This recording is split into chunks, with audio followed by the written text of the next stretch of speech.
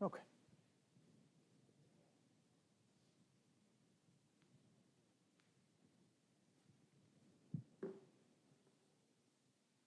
Good afternoon. We're back at it. Got a few things, we made our way through the season of Advent and Christmas, and now we're in the season of Epiphany. It's all a part of the same cycle. So we're going to jump right in. Welcome back, and welcome to the people who are starting to join us on YouTube this afternoon. We're going to be looking at one of those books that a lot of people go, oh, that's very interesting, and then run away from as fast as they can because it gets a little weird. A little strange, a little weird. The language is bizarre. The images can be hard to sort out. Ezekiel seems to have had a delightful imagination and writing style. But what it means is that we sometimes walk away from the book going, what did I just read? What is this all about? And so I thought it was really important for us to take a look at the book of Ezekiel, the prophet Ezekiel, because it is in many ways so much different than all of the other prophets in the prophetic tradition outside of, say, Daniel, right? But again, Daniel's different because Daniel's much later, right? Daniel is, hundreds of years after what we would call the major prophets, Isaiah, Jeremiah, folks like that. And so we get Ezekiel. And so what we need to do today is set the stage. This is what I always do. First one out of the gate, we have to set the stage. We have to look at the context. We have to look at Ezekiel himself because there's a really important piece to all of this. Well, there are two of them, and those are the two things we're going to talk about. Who is Ezekiel, and why is that important? And then what's going on at the time Ezekiel is alive, and that is also very important. And so as we get going, do you know anything about Ezekiel? Do you know anything about him, Rosa? He was a priest, and that's really important, right? And so the first thing that we recognize is that he is both priest and prophet, right? And the first is going to inform the second. Because out of all the other prophets that we know about, right, most of them are not connected to the temple. They're not priests. They're adjacent or they have some relationship. But Ezekiel is unique in that he was essentially born and raised to be a priest of the temple. His dad was in the temple, right? He is associated with the temple his whole life. And that is going to make things really significantly different. Why do you think that is? What difference would that make? Yeah, exactly right, Rosa. He's far more educated. And this is where his context is really important because he's really educated, right? He knows the tradition. He knows the Torah as much as has been developed at this point, right? Yeah. Yeah, and he was prepared for that, and he was being prepared. So think about a kid who has essentially been raised his whole life, for lack of a better, in the church, right? In the temple. This is the air that he breathes. This is the ritual that he knows. And so he's going to have a better sense of how it all fits together. What that also means is that he also has a very clear understanding of what God expects, of what God's covenant is, and the rather fraught relationship that Israel has had with God and the covenant. And so this also says something very interesting, is that when bad things start to happen, the people who are most disappointed are the people who know the most, right? Because they know it should be better. They know the people should be acting better. They should know how it's supposed to happen. And since, as far as we can tell, Ezekiel was faithful in his work as a priest and very dedicated to focusing not just on some of the laws of God, but all of them, and that includes worship life, prayer life, the way in which all people interact with God. When he thinks, okay, this is the way it's supposed to work, and then it doesn't happen, those are the people who are most deeply disappointed in the way these things function. And so Ezekiel knows how it's supposed to happen. He knows what's supposed to work. And he's well-read, he's deeply educated. And here's the other thing, and this is where the historical context is really important. Do you know when was he alive? When was he at work? Do you know what was going on in the life of Israel at this time? Yeah, he's one of the first group of folks who get carted off into exile. And I'm going to tell that story in just a moment. But think of that, right? So this is at a time when Israel has been getting prophets sent to it saying, you must get your act together, right? Or else, exactly. Time and time and time again. So this is just before the exile, right? And there's a really important story to be told about that moment. And so that's what we're going to spend the bulk of our time on today, because it's really important context, right? It's really important for us to kind of situate Ezekiel in the exact moment. Because as I've talked about before, if you just read a book of the Bible and you don't know when it's happening, or you don't know why the person who sat down to wrote it, right? Or why this, if you don't put these things into context, they just don't make any sense. It just kind of spins off into things that don't feel relevant. Because fundamentally, we read these because we want to know what they say to us right now.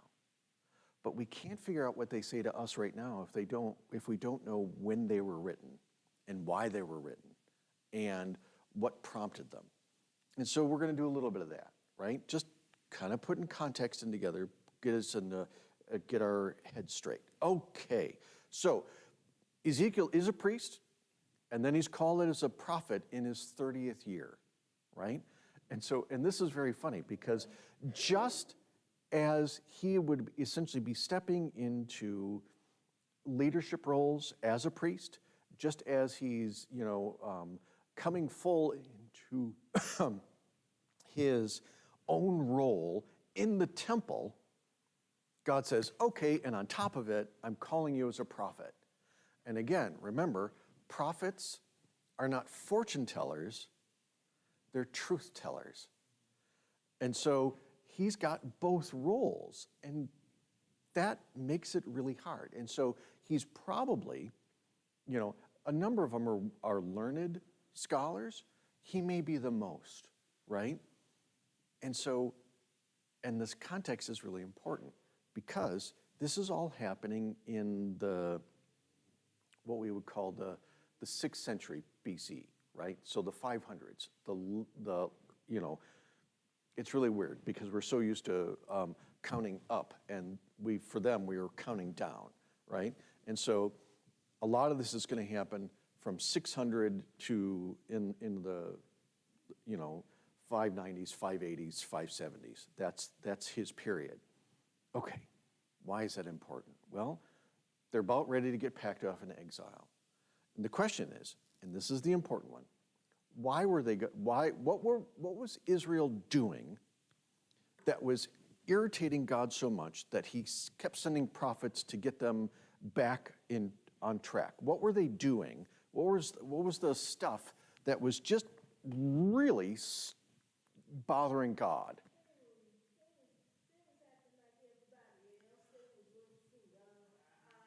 Yep.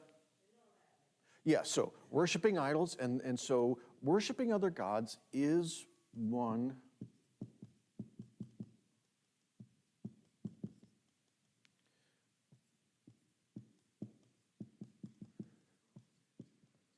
Right? Worshiping other gods. It's one of the big ones. So and I'm going to kind of do this so other gods, that's the big one. That's a huge problem.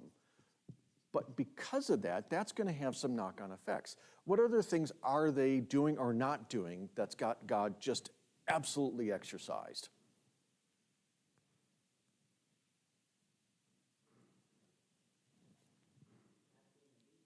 Right, right.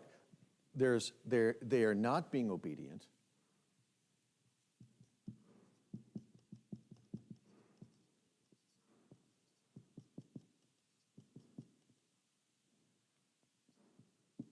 And that has some real specific examples.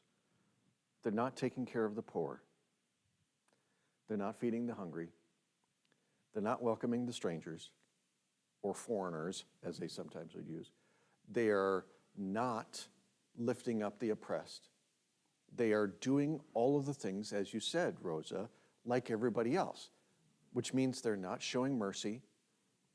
They're not doing all the things that made them different, right? That God was saying, okay, I'll be your God and you'll be my people, but that means you're going to have to walk a different road than everybody else. This is, yes, this is the ancient world, and so things are much more violent, they're much more patriarchal, they're much more, quid pro quo and the law of retaliation, right? If you do this, I'm going to do that. And God's like, yeah, we're going to do something different, right? We're going to be different. We're going to be that city shining on the hill. We're going to be something other than everybody else.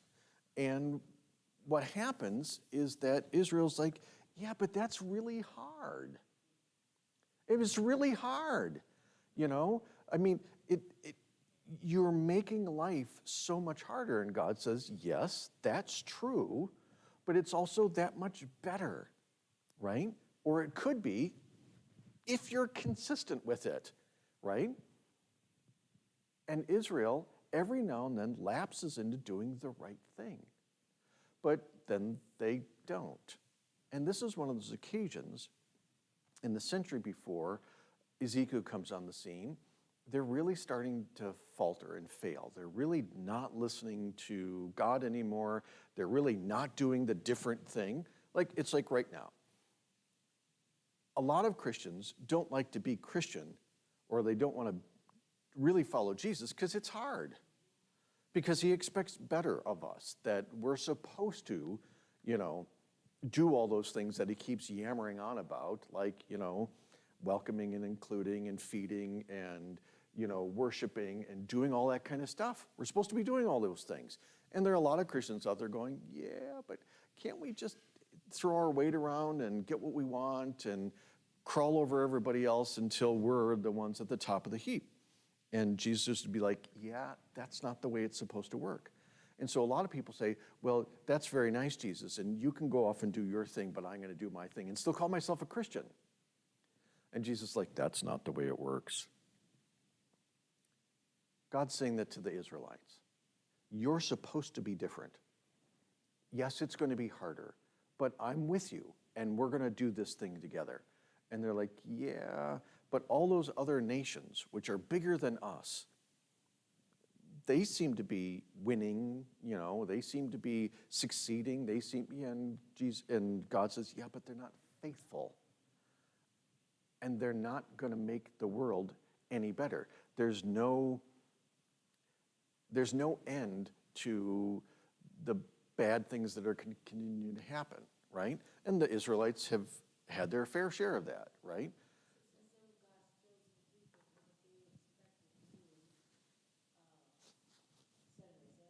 They were. Exactly right, Jackie. That they were supposed to set the example.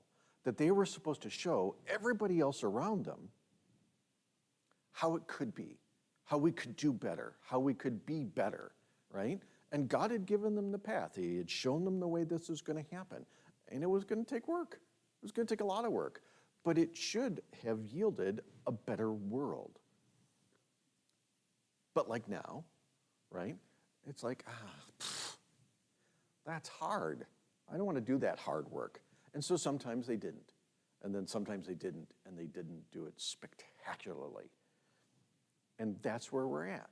And so when Ezekiel arrives on the scene, there's a king, right? I mean, this is when he is, he's been a priest, he's in the temple, and while he's a priest in the temple, a young priest in the temple, the king of Judah is a guy named King Josiah.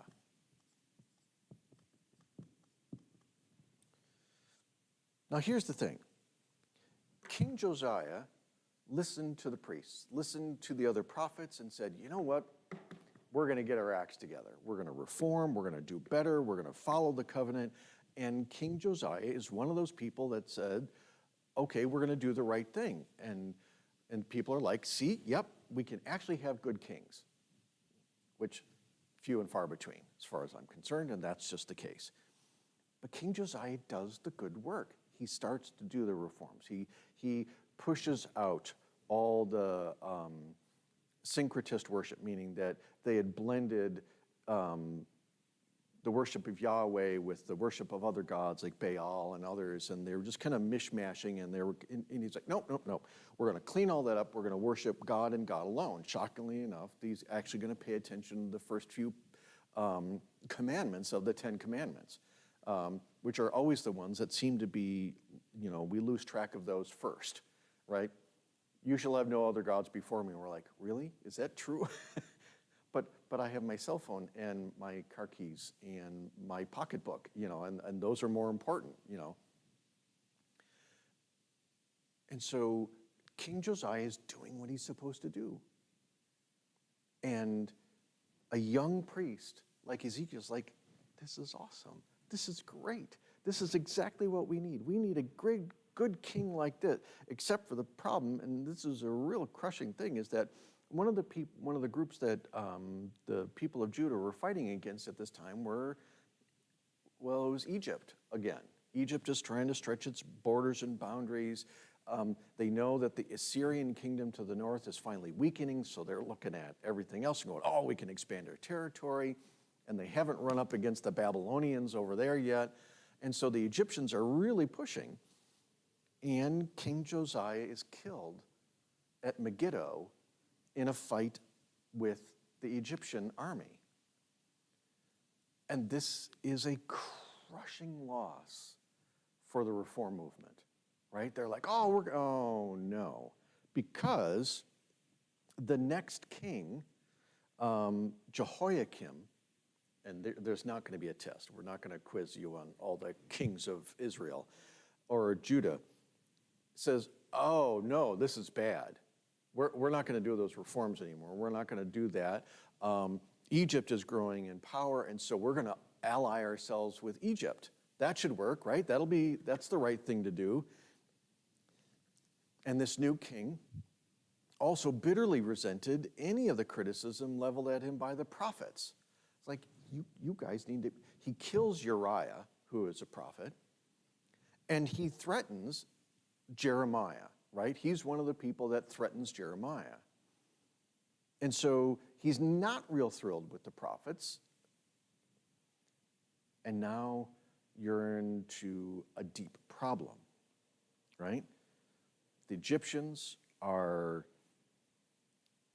feeling like they've got things going, and so the Israelites throw in the Judahites throw in their lot with the Egyptians, and then when they're not paying attention to, and this is all geopolitics at the time, is that the Babylonians are becoming the power to the east of Israel.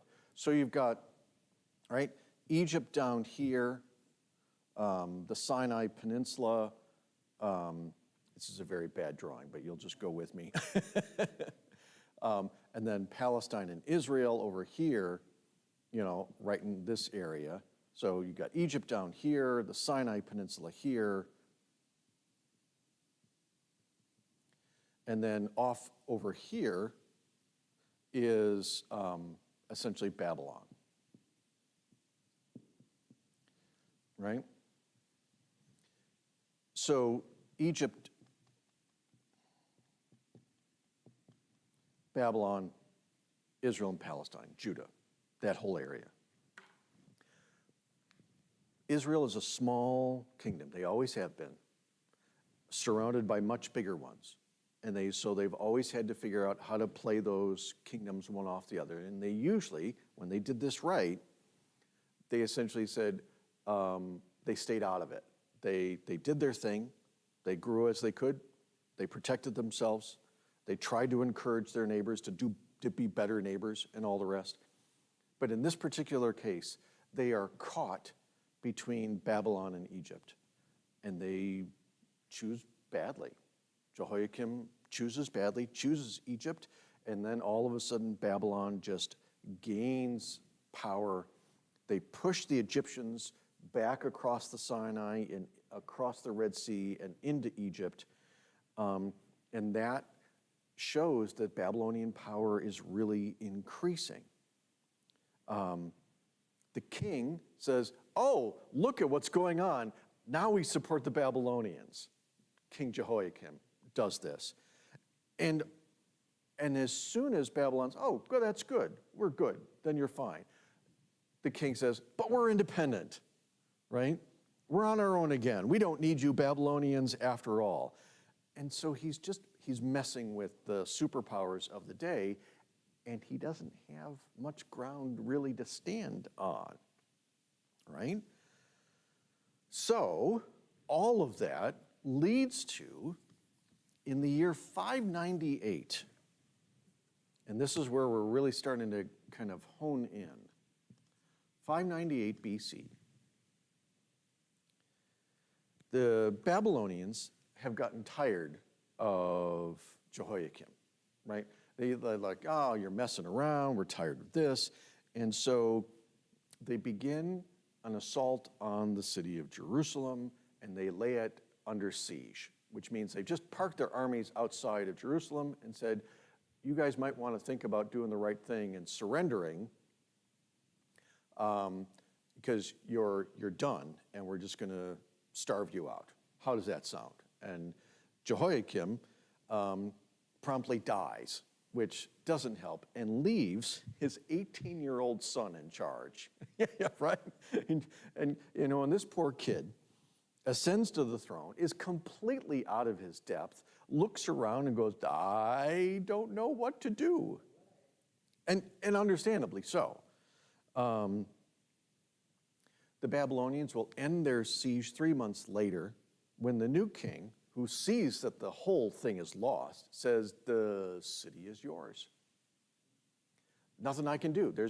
I'm not going to get all my people killed by fighting against a military force that we simply cannot stand against. And so at least he was smart enough to do that.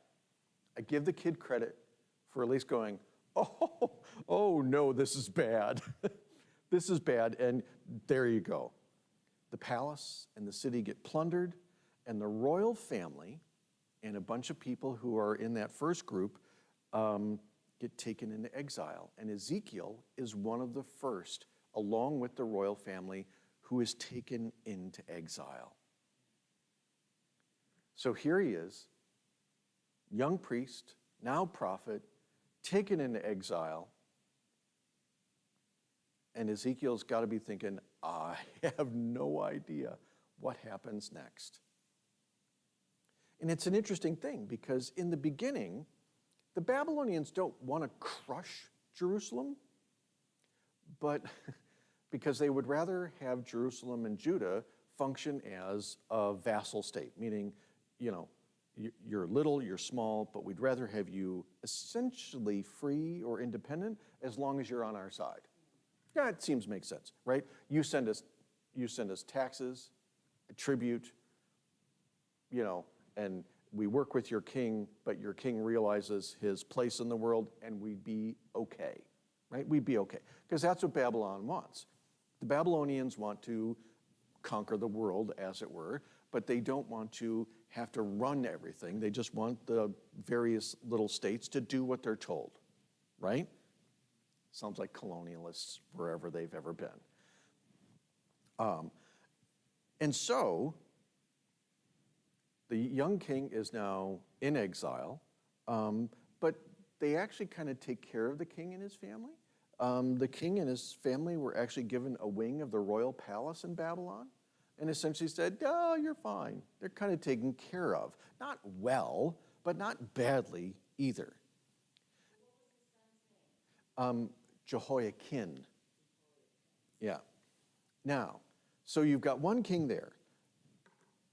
Everybody back in Jerusalem, though, the Babylonians have essentially said, now that we've got the royal family, we're gone, we're out. And the people left in Judah say, oh, well, we still need a king. And so they install a new king. And now you've got two, right? And so his name is King Zedekiah. And again, there's no quiz, right?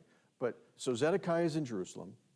Jehoiakim is in Babylon. The Babylonians look at Zedekiah and say, fine, you're fine, just do what you're told, right? You're not really the king, but we'll take it, and that's all.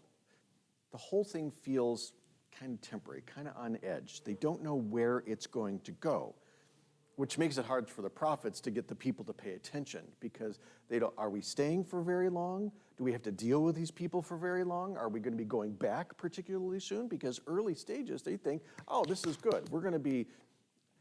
We'll mollify the political situation, we'll get all that straightened out, and we'll go right back to Jerusalem, and everything should be fine. And then the first group of folks from Jerusalem who have been sent into exile start to do things that you wish they had done long ago. And that is, they say, you know what? We're Israelites. Yahweh is our God. We're not going to deal with those heathens, those pagan Babylonians. We're not going to listen to what they want. We're not going to do what they say. And you're thinking, well, that's a day late and a dollar short. This is the kind of faithfulness you should have exhibited all those decades ago. And it feels ironic. You're like, now you're paying attention. I mean, good, thank you, but it's kind of late, right? And so, and it's the kind of stuff that the prophets have been screaming about. And I imagine that the prophets are like, oh, you're kidding. Really? Okay, better late than never, but honestly, this is all the unfaithfulness, and now you're going to be faithful. Well, because they're under direct threat. They think that, the world is ending. In many ways, it was. Word gets back to Zedekiah and the people of Jerusalem that the Jerusalemites who are now in exile in Babylon are standing firm in the faith. They're like, yeah, we're going to do this right. And Zedekiah thinks that this is a time to declare his independence from Babylon and the king in exile. And you think, okay, that's not a bad thing. But then he does the dumb thing, and he says, I need allies. And so he reaches back to Egypt and says, you want to help us? We'll give you anything you want. We'll do whatever you need if you help us. Take up arms with us to forge our independence. And Jeremiah's like, oh, that was dumb. Dumb. Please don't do this. It's the worst thing that you could possibly do, because now Babylon is annoyed, and you're going back to this whole not being faithful to Yahweh thing, because now you're allowing the Egyptian priests to come in. It's all this intermingling again. It's just an absolute mess. And more so than anything, something bad is going to happen. And God essentially tells Jeremiah, yep, a bad thing's about to happen. And you know what I want you to do? Nothing. I want you to let the bad thing happen. because until the Israelites feel the full weight of their unfaithfulness, they're never going to learn the right lesson. And so you're going to have to, and this is going to be the hardest thing in the world, you're going to have to let them fail. You're going to have to let them get the full brunt of God's judgment in the shape of the Babylonian army and the Babylonian king. You're done, but you're not going to learn that lesson until you're done into the point where you are ground into the dust. And so that's where God even says to Jeremiah, don't pray on their behalf anymore. I ain't listening. It's done. Judgment is coming. They have to understand how badly they've screwed up. And so you gotta let them go. You gotta let them fall. They gotta face this full on. And so that's when Jeremiah is really thundering, saying, you guys, you're king, the whole lot of you, God's judgment's coming. And I've been told not to even pray on your behalf. Now, after you get kicked in the teeth by God this time, maybe you'll finally listen. Maybe then you'll finally listen. And that's when the hammer falls. Because in 589, so if 598 is when the young king and Ezekiel all get packed off, the first wave go into exile, but they essentially leave Jerusalem without destroying the place. Well, in 589, King Zedekiah, the guy back in Jerusalem, tries to control this whole situation, and Babylon's like, we're done playing around. In 589,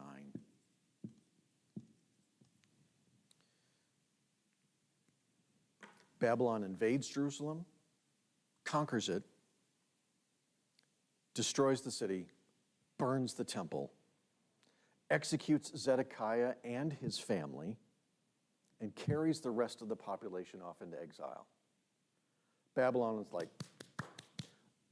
it's been fun, you guys played around, and now you found out. And the prophets are sitting back there going, we told you this was going to happen. We've been telling you this is going to happen, and now it's happened. And now the question is, what next? What next? So here's the thing. That's when Ezekiel starts writing this book. He's in exile. He has seen everything fall apart. And he is functioning both as priest and prophet for a people that seems to have completely lost every last connection they should have had to God and the covenant. And how do you come back from that? And that's where we get Ezekiel, right?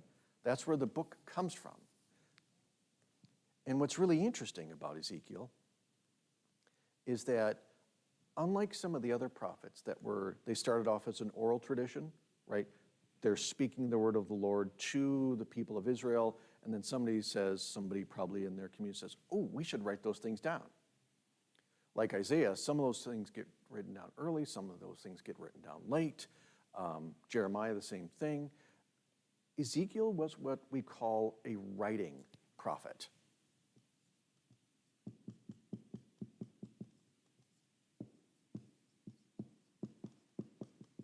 Meaning, he probably wrote all this stuff down himself. We have a sense that he was writing contemporaneously, meaning he was writing as these things are happening, which is really kind of rare, right? There are some later editions, some later redactions where they kind of tweaked the story and all that kind of stuff. But for the most part, this was probably written by priest and prophet Ezekiel during the exile. And so there's both an immediacy to it and kind of that fervid and fervent language, because Ezekiel's literally living through this chaos. And as we know, living through our own bits of chaos, some of the most dramatic writing gets written when everything is falling apart around you, right? And somebody like Ezekiel, see, he wasn't just a temple priest, but he was a temple priest during a time of syncretism, meaning that there are all these other religions pulling on the threads of the people of Israel. They're like, the gods of the Phoenicians, or the gods of the Egyptians, or the Assyrians, or even the Babylonians. And likely as not, Ezekiel was probably well read enough that he had read some of their other religious texts. So he knew and had a larger vocabulary, as it were, of story and myth and legend and things that would get people's attention. And then he had his own brilliant imagination that he could draw on from his own dreams and visions that he had as a prophet of God, right? And so he's going to come up with some wild stuff, right? And a lot of you are like, where did you get that? And I think we can understand that it's dream language, it's vision language, it's he's trying to reach for something bigger, bolder, something that's going to kind of smack you across the face to get your attention. And even if it's not literally true, it speaks to deeper truths, right? Or literally accurate, factually accurate. He's reaching for those. And so, not unlike some of the more bizarre stories that we get in the book of Daniel, or some of the apocalyptic literature of, say, of the book of Revelation, right? That they use this kind of wild imagery to get to the deeper truth. And I think that's what we've got going with Ezekiel. And so a lot of his stuff, we look at it and go, wow, what is that? And he starts off that way, right? I mean, the first couple chapters that we're going to talk about next week are amazing, because you're like, wheels and God's chariot and the throne and the weird angels and all its other kind of stuff. And then we're going to get later, some of the other imageries, not, even the one that we know so well, which is the Valley of Dry Bones. Okay, well, that's horror movie level stuff, to see all this Valley of Dry Bones, and then all of a sudden, they start to be reanimated. Yeah, right, exactly, like Stephen King, and you're just like, bah. And this all coming out of his own head, right? And so we have to approach this book knowing who he is, knowing what he's lived through, knowing that he's being called as both priest and prophet to speak to not only the word of the Lord, but the liturgies of the temple, the worship life, the ideals that they're all supposed to uphold, who they're supposed to be. And in the midst of this, he's in exile. Everything has fallen apart. The temple's been destroyed. Jerusalem's been essentially burned to the ground. The king back in Jerusalem is dead. And the young king has no idea what he's really doing. And so we get this. We get Ezekiel trying to express what God is telling him to say to the people. And so he's going to express in ways that we might think of as almost mythic or fantastical, because what he's trying to do is he's trying to use all of his learning and his conversations with God to create and weave a collection of images that are express these big, deep truths, and then a course of action, right? Now, the book, right, and we're going to see this, really comes in three big chunks, right? The first part of it is all about judgment, right? And the first 24 chapters, plus chapter 34, are what we call the oracles against Israel.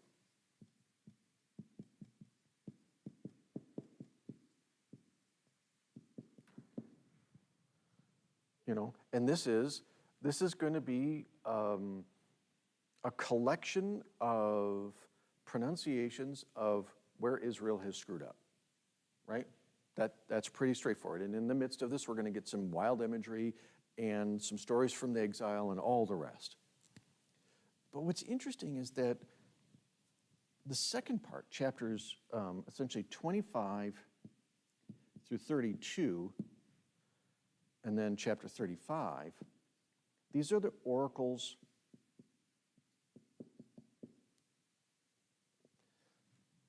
against the nations.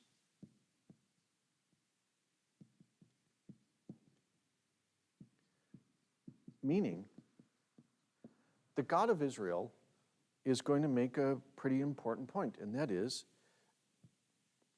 he's not just the God of Israel.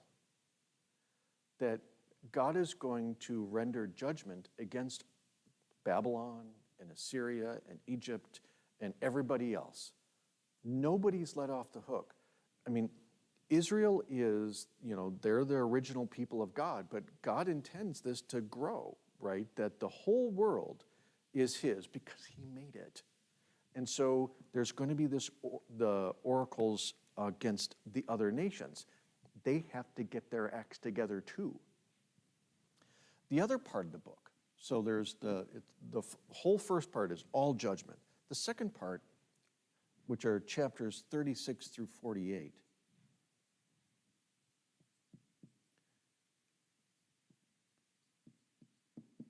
are the oracles of hope. Essentially, what happens next? What happens when the people of Israel come back to life? And that's where, as you can tell, obviously this is where we get the Valley of Dry Bones, is in this section. It's all about, we don't have to continue to do the same old things and suffer the same fate time and time. It doesn't have to be that way. So it's going to have to be big and bold and filled with hope that we can actually get out of all of this, right? It's a time where you have to express both judgment and hope, right? Okay, we screwed up. That's bad. We're suffering through the consequences. Okay, but what happens next? Where does God want us to go?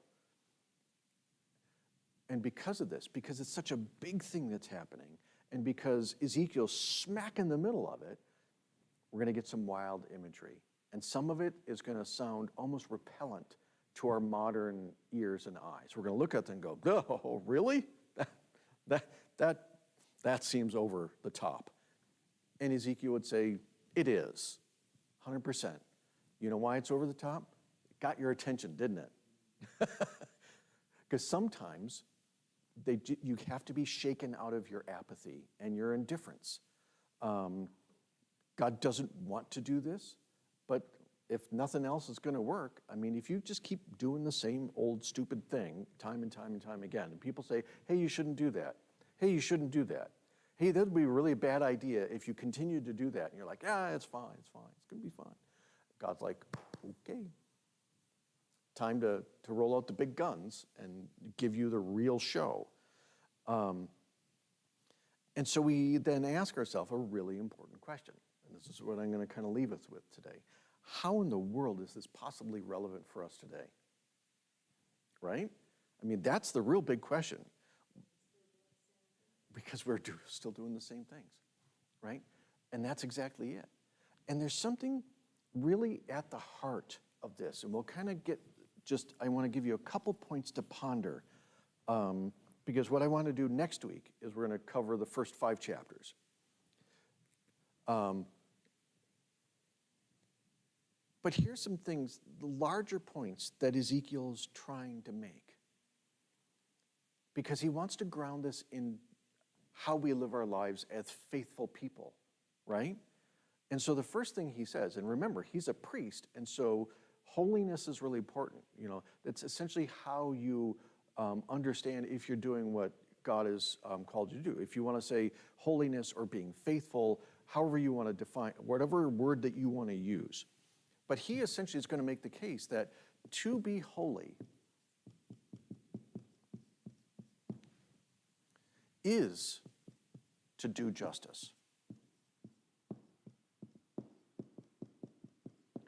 And justice is a big term, right? But it means to be faithful, to be holy, is to take care of the people in need. It is to lift up the oppressed. It is to feed the hungry. It is to welcome the stranger, but it's also to worship the Lord your God alone, to keep the Sabbath day and make it holy, to do all of the things that God has said, you should do these things. And that includes everything from how we treat one another to our relationship to God.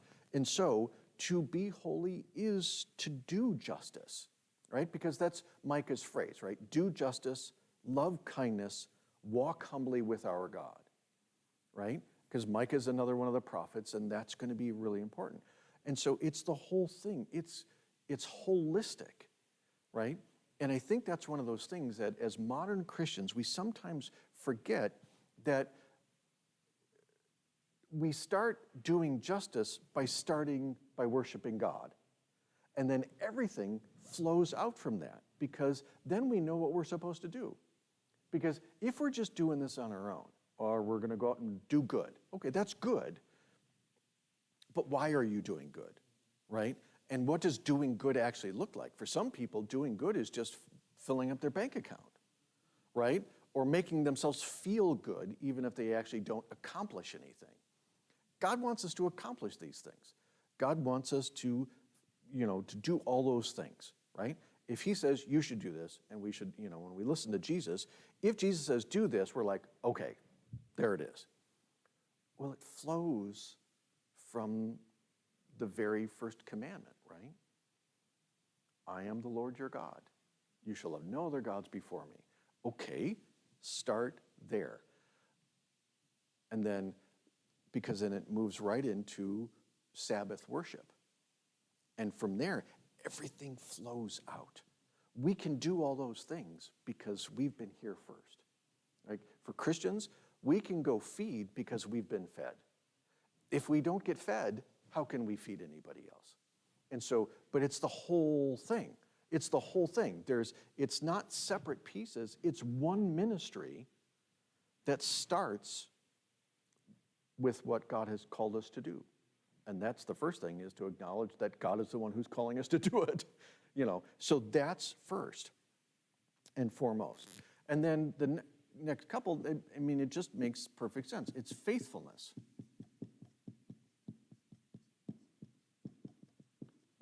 Faithfulness to God. You want to try to make things better? Listen to what God calls you to do and then do it. It's not that complicated, really particularly straightforward. And this is one of those things that a lot of people are like, I don't know what God wants me to do. Sure you do. Yeah, you do. You just don't want to do it. Yeah, God told you. It's yeah, over and over again. Exactly right. And so it's not like this is, quantum physics. There, do that. And you're like, but that's hard. Okay, but it's going to be the better road. And so let's do that, right? Jesus talks about it as the narrow way. He's not saying it means that nobody else can join us on the journey. It's just that it's going to be hard. Yeah. And then there's something that's just absolutely abiding in in Ezekiel, and that is hope of restoration.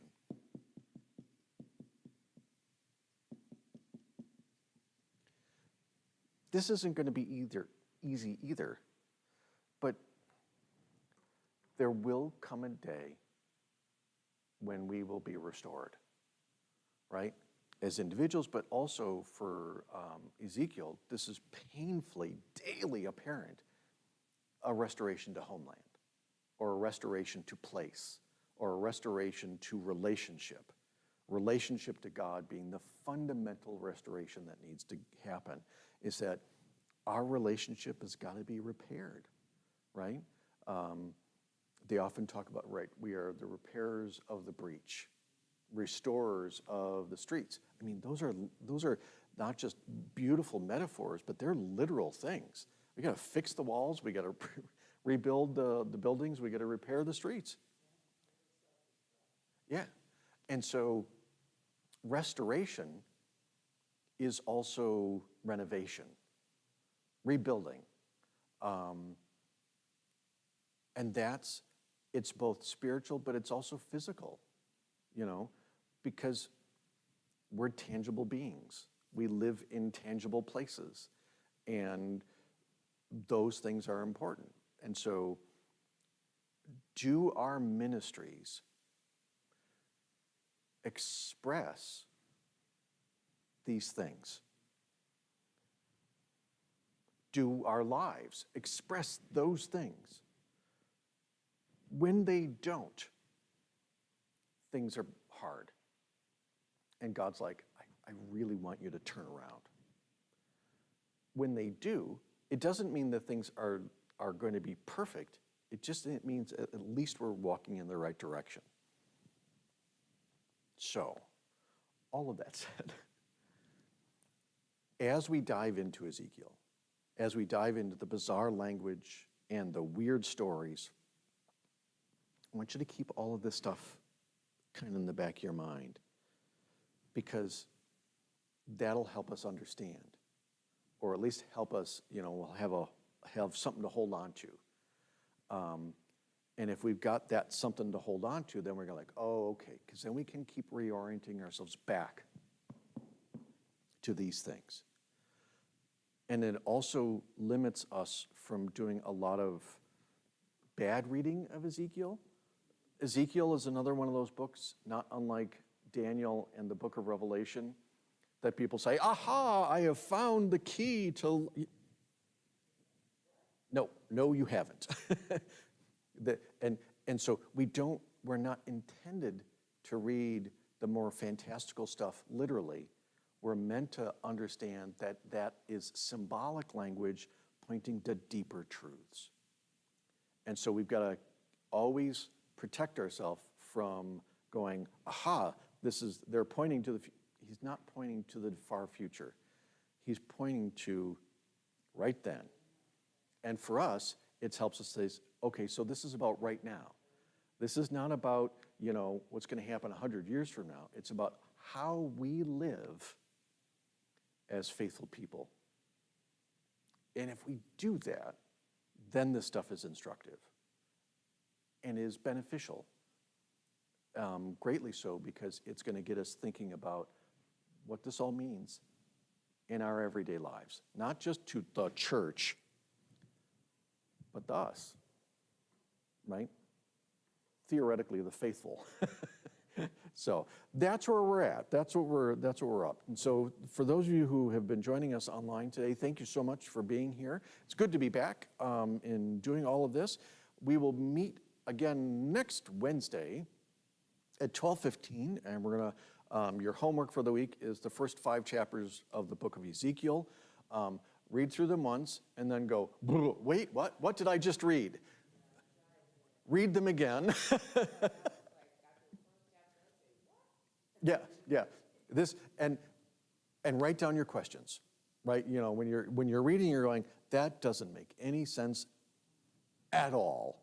That's fine. That's okay, right? And then we'll talk about these things together, and we'll sort this all out. But we'll see you next week at this time. And don't forget, worship is Sunday morning at 10 a.m. here at Genesis, 9 o'clock at St. Paul, 11 o'clock at St. James. And don't forget, this Sunday at 3 o'clock in the afternoon here at Genesis, we are celebrating Martin Luther King and having the Southeast Michigan Synod Martin Luther King service. That will be here, 3 o'clock. Light refreshments at 2 on Sunday afternoon because, that's the way that works. So thank you, everybody, for being with us today, and I will see you next time. Thanks.